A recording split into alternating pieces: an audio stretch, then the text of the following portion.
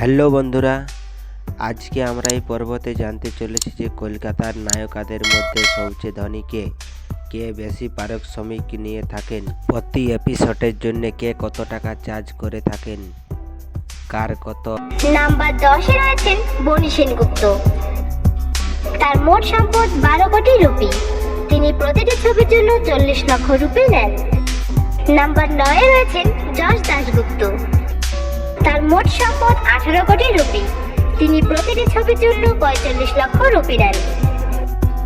Number 8-এ রয়েছেন আবির চট্টোপাধ্যায়। তার মোট সম্পদ 25 কোটি রুপি। তিনি প্রতিটি ছবির জন্য 45 লক্ষ রুপি নেন। নাম্বার 7-এ রয়েছেন সোহম চক্রবর্তী। তার মোট সম্পদ 36 কোটি রুপি। তিনি প্রতিটি ছবির জন্য 52 লক্ষ রুপি নেন। নাম্বার 6-এ রয়েছেন অঙ্কুশ হাজরা। তার মোট সম্পদ 39 কোটি রুপি। তিনি প্রতিটি ছবির জন্য 60 লক্ষ রুপি নেন।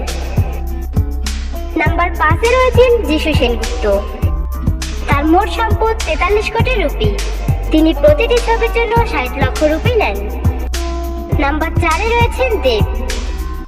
তার মোট সম্পদ 119 কোটি রুপি। তিনি প্রতিটি ছবির জন্য 1 কোটি রুপি নেন। নাম্বার 3-এ রয়েছেন জিৎ। তার মোট সম্পদ 132 কোটি রুপি। তিনি প্রতিটি ছবির জন্য 1.5 কোটি রুপি নেন। নাম্বার 2-এ রয়েছেন প্রসেনজিৎ চট্টোপাধ্যায়। তার মোট সম্পদ 191 কোটি রুপি। তিনি প্রতিটি ছবির জন্য 80 লক্ষ রুপি নেন। নাম্বার 1-এ রয়েছেন মিঠুন চক্রবর্তী। তার মোট সম্পদ 220 কোটি রুপি। তিনি প্রতিটি ছবির জন্য 90 লক্ষ রুপি নেন।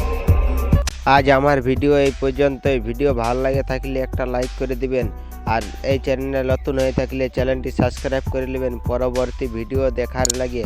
তাহলে দেখা হচ্ছে পরের ভিডিওতে। ধন্যবাদ, সবাই ভালো থাকবেন।